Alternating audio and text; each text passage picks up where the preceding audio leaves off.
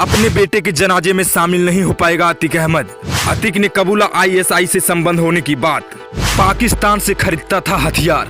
असद अहमद के पिता mafia don Atiq Ahmad ने बेटे के जनाजे में शामिल होने की इच्छा जताई थी।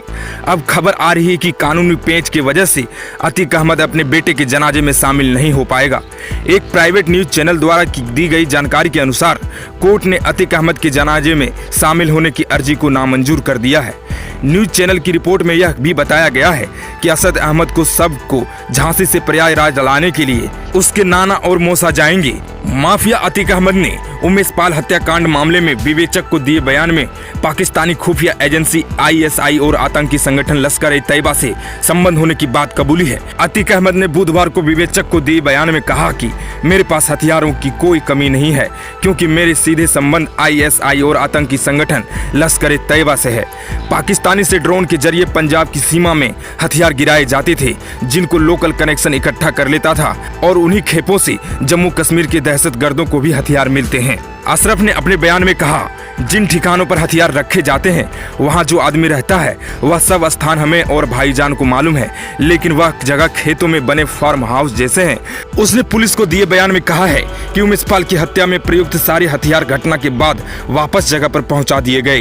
केवल 45 बोर की पिस्टल वापस नहीं पहुंच सकी, क्योंकि घटना के बाद लड़के शहर छोड़ने की जल्दबाजी में थे और उस पिस्टल को करौली थाना क्षेत्र के मलिन बस्ती में कल्लू नामक व्यक्ति के घर पर रख दिया गया।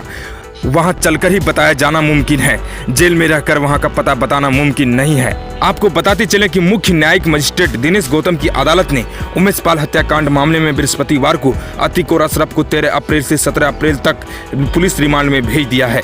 ऐसा कहा जा रहा है कि इस हत्याकांड के बाद जब असद का नाम और सीसीटीवी फुटेज सामने आए तो अतीक की पत्नी शाइस्ता परवीन ने साबरमती जेल में अतीक को फोन किया था। इस दौरान शाइस्ता ने कहा था कि असद बच्चा है, उसे इस मामले में नहीं लाना चाहिए था। यूपी के प्रयागराज में 24 फरवरी को हुए उमेश पाल हत्याकांड में आरोपी अतीक अहमद के बेटे असद अहमद और दूसरे गुर्गे मोहम्मद गुलाम को यूपीएसटीएफ ने एनकाउंटर में ढेर कर दिया है। दोनों का झांसी से 30 किलोमीटर दूर बड़गांव और चिरंगांव के पास इनकाउंटर हुआ है। कायम की दुनिया में बेटे को उतारकर अतीक न केवल उनकी हौसला अफजाई की, बल्कि समय समय पर उसे अपराध करने के लिए दाना पानी भी दिया। इतना ही नहीं, अतीक अहमद की जिद पर असद को उमेश पाल की हत्या के लिए तैयार किया गया था। जरायम की दुनिया में असद को केवल अपने पिता अतीक का ही नहीं, बल्कि चाचा अशरफ का भी पूरा साथ मिला। वो अपने चाचा का चहेता था। कई बार वो शादी समारोह में अशरफ के साथ ही जाता था। इतना ही नहीं, चाचा अपने भतीजे को फायरिंग करने के लिए असलाहा से भी सधा देता था। इलाके में ऐसी चर्चाएं होती ही रहती थी कि असद अपने चाचा अशरफ के कदमों पर चलता है। असद के साथ ही अशरफ अपने भतीजों अली को भी जरायम की दुनिया में पूरी मदद करता था।